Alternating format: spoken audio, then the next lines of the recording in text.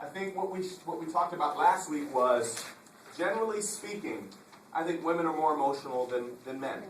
Why? Because women have been given the assignment, generally speaking, to be nurturers. When you hear of the word maternal, that just means having a nurturing, mothering, shaping, loving, compassionate gift. Now, can men be both maternal as well? I mean, can men be also maternal? Without question. Right? But men weren't given a womb. The word woman comes from man with a womb. Okay, so you've been selected as life giver. We don't have any more human beings, unless we have women. That's how valuable women are to us. Women have been given the special, unique gifting of having a life-giving presence. The umbilical cord is connected to you. The umbilical cord is not connected to us. Now, we contribute to what's connected to the umbilical cord, but the umbilical cord is not connected to our stomach. The umbilical cord is connected to your stomach. So watch. It makes sense. You have to be careful. So you have to recognize, why am I fighting, advocating, or even arguing about this? Listen, class, it makes sense that she would be more emotional and feeling centered and sensitive and perceptive because she has the umbilical cord. That's right. Yeah. He's irritable. He's kicking. Please. Makes sense that the maternal one would be more sensitive and feeling centered. Men, generally speaking, traditionally speaking, we are less. I haven't forgotten about your question. Okay. Men have, generally speaking, culturally speaking, men are the workers. We hunt, we farm, we build. Watch this. So whether or not we have a migraine, or a stomachache, or a hangnail, that can't get in the way of me providing for my family. So I can't be feeling centered or overly feeling centered. Because if I did what I felt, I wouldn't be able to provide. Does that make sense? Yes. Men are oftentimes referred to as the walking wounded. We will get up and go to work with cancer. We will get up and go to work with a back spasm. Generally speaking, the working man has a difficult time staying at home. Generally speaking, it's more difficult for men to retire than it is for women to retire. Women are like, listen, when do I... My dad's 70 years old, y'all, and I'm like, Dad, sit your hips down.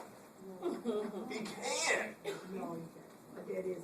Because he has more testosterone than estrogen, and he's got to be busy. He's got to be busy. He's got to be doing something. He's got to be building. He's got to have projects.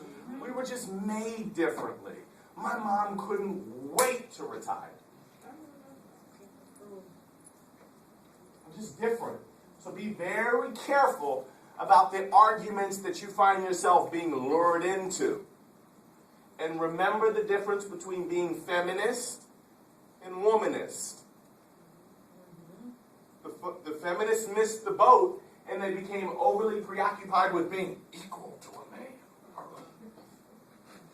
And the womanist movement said, I don't want an extra dose of testosterone. I'm a woman. I'm going to remain feminine. I'm going to remain elegant. I'm going to remain sophisticated. I just want equality and fairness. But I'm going to continue to get my nails done. I'm going to continue to get my hair done. I don't want to be a man. I'm not competing with a man. It's a big difference. Careful about what you find yourself being lured into. Very deep. This is really, really, really, really deep. Of all the chapters, and then everything that we've studied thus far, I think this segment of this chapter is probably the most important for you personally as opposed to academically. I think it's important for you academically. I think it's important for academically. But I want you all to look around at one another. Look around at your classmates. Look around. You all aren't being obedient. Okay?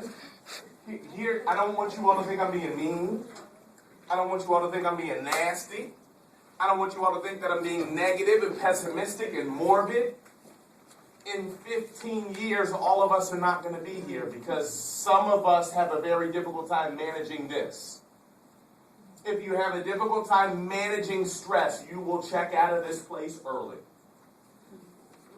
Behind diabetes, behind high blood sugar, behind mental illness, behind physical ailments, behind all types of disease is this silent aggravator and agitator called stress. Everybody has stress. Watch this. Not everybody manages stress well. Y'all hear me? Yes. There's no way we can get away from stress. Stress is just pressure, burden, heaviness that comes from life. There's no way we can get away from it. It's how you manage it. Some of you all manage it this way.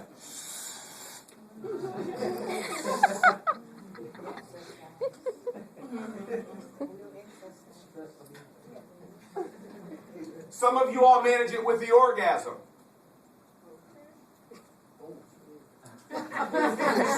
Some of you all manage it with food.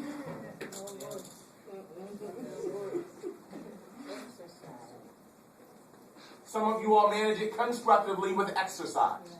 Some of you all manage it constructively with prayer and meditation. Some of you all manage it constructively with journalizing. Some of you all manage it constructively with having healthy peer group relationships. But very few of us, especially in your generation, there are more 20 and 30-somethings now having strokes and heart disease and colon cancer and breast cancer than ever before because of the stress and the burdens of life.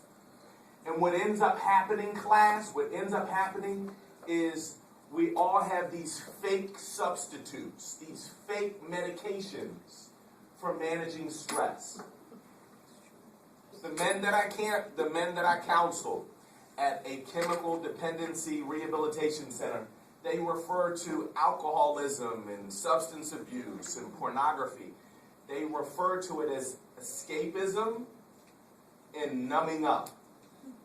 They're so angry. They're so stressed. They're dealing with so much pressure. They find all of these different vices to numb themselves from the reality of life. Not good. And so he's 34. He's 44. He's 51 and has had 3 strokes.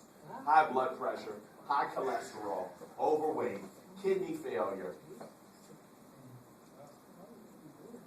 So general adaptation syndrome. First and foremost, how does your body respond to physical, emotional, and environmental stressors? First and foremost, phase 1 says the alarm phase. We become alarmed. Phase 2, we resist it. We resist it. We fight it. We deal with it. We confront it.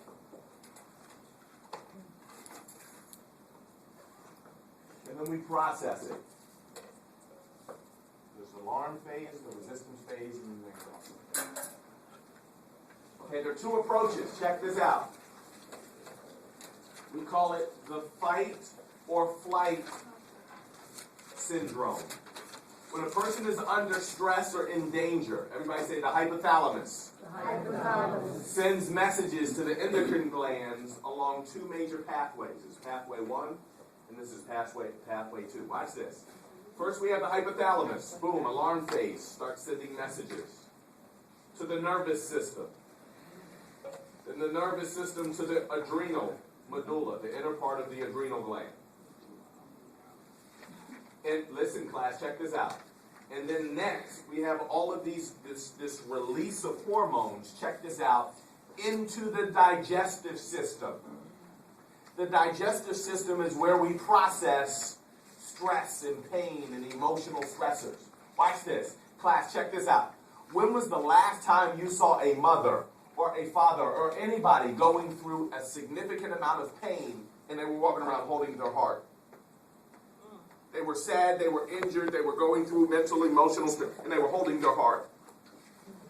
You don't hold your heart. You hold your abdomen. You want to know why you hold your abdomen? The colon and the small intestines are where the hormones are released. Listen to me. Your digestive system is where you process. Think about this. Not only do you digest food, but you process pain there. When you're nervous, watch this. When you're nervous, before you're getting ready to act, model, jump on stage, play sports or what have you, watch this. How many of you all have ever experienced that you got to go to the restroom? You got to go to the bathroom. We call that irritable bowel disorder. Watch this. Performance anxiety does not induce a runny nose. I don't hear me. Yes, we can. Before you jump on stage and model and act and perform and shoot and run and kick and do whatever, but before you stand up here and give your group presentation, you're not going to have a runny nose. You're going to get butterflies in your... Because that's where you process your anxiety and your stress. Pathway 2, hypothalamus, pituitary gland. The hypothalamus speaks to the pituitary gland. Then we come here to the stomach. The adrenal cortex, the outer part of the adrenal gland, secretes cortisol and other hormones. So we have the secretion of epinephrine and norepinephrine, and here we have the secretion of cortisol. These are all hormones that are secreted naturally. Watch, if we don't know how to process or manage our stress, then we have an overload of epinephrine, norepinephrine, and cortisone in our bodies, and it can be deadly.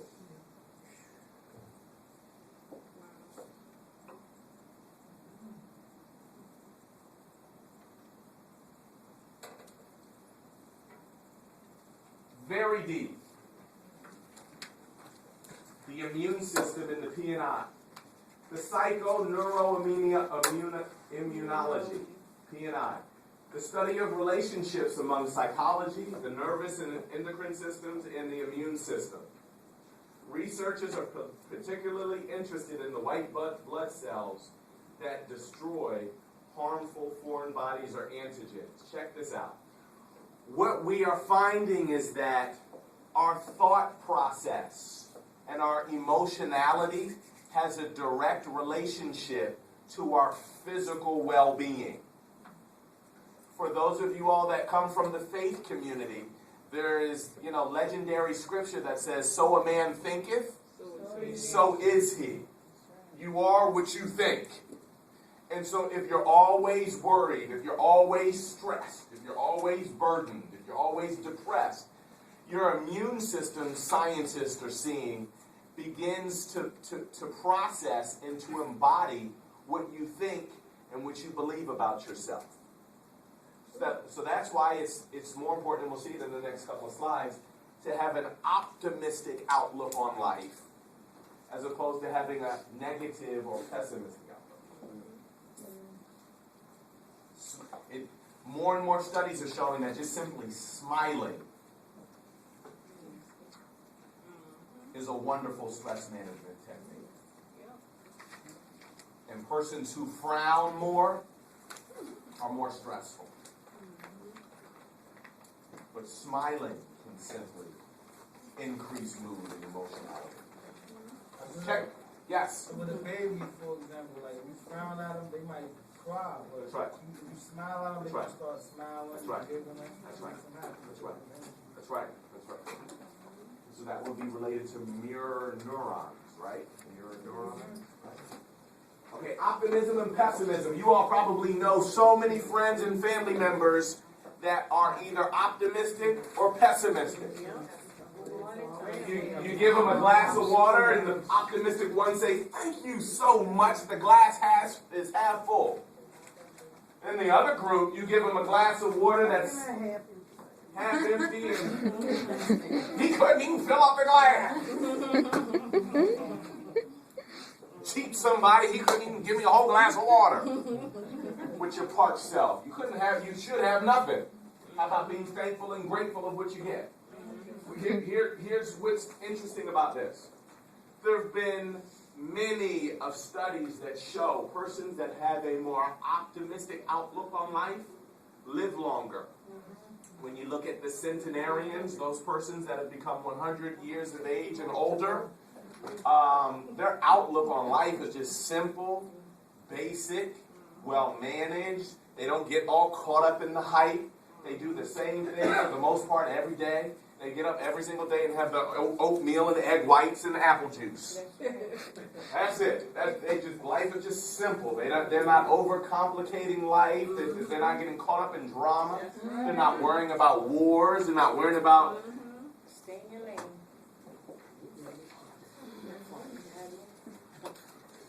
Sense of control. When having a sense of control, check this out. Remember, the extremes are unhealthy.